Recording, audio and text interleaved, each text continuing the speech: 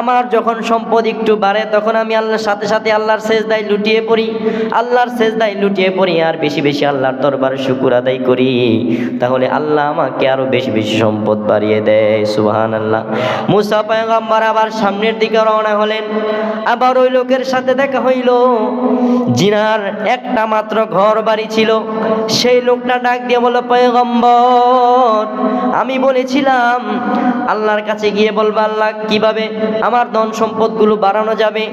সেই লোকটা আবার ডাক দিয়ে বলল, আল্লাহ কি আমাকে দেখে না? আল্লাহ আমাকে কেন ধন সম্পদ দেয় না?